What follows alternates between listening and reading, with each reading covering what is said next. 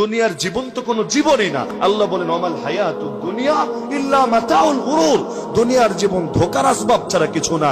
আপনার বাচ্চারা বিকাল বেলা খেলতে যায় নদীর পাড়ে, সেখানে গিয়ে মাটি দিয়ে বালু দিয়ে ঘর বানায়, বাড়ি বানায়, গাড়ি বানায়, কত কিছু বানায়। খেলাধুলা শেষ, যখন সন্ধ্যা হয় অবস্থা, মা ডাক দেয় পোলাপান কই তাড়াতাড়ি আয়, তখন লাঠি মেরে সবকিছু ভেঙে গুড়িয়ে দিয়ে চলে আসে। ওর দিলটাও কাঁপে না, বাড়ি ভেঙে দিলাম, গাড়ি ভেঙে দিলাম, কারণ জানে এই বাড়ি আসল বাড়ি না, এই গাড়ি আসল গাড়ি না, এগুলো খেলনা, এগুলো ধোঁকা।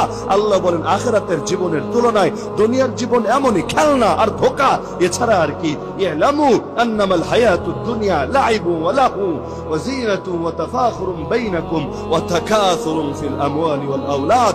আল্লাহ বলেন জেনে রাখো দুনিয়ার জীবন তো খেলাধুলার সামগ্রী, দুনিয়ার জীবন খালি পারস্পরিক গর্ব, দুনিয়ার জীবন খালি সম্পদের আধিক্য নিয়ে প্রতিযোগিতা, এগুলোই তো হয় দুনিয়ায়। অন্যথায় বাস্তবতা এটা, আখিরাতের তুলনায় গোটা দুনিয়ার জীবন ইল্লা কালিল, একেবারেই সামান্য, যেটা গণনার মধ্যেই আসে না।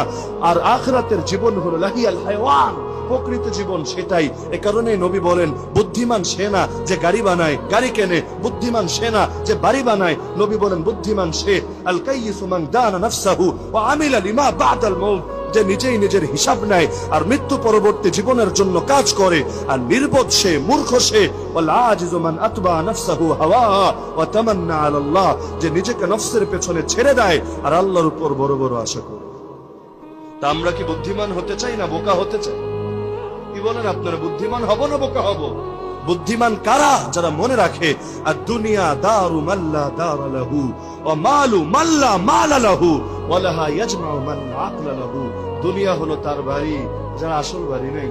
দুনিয়া হলো তার মাল, যার আসল মাল নাই। শুধু দুনিয়ার জন্য জমা করে সে, যার আকল বুদ্ধি নেই।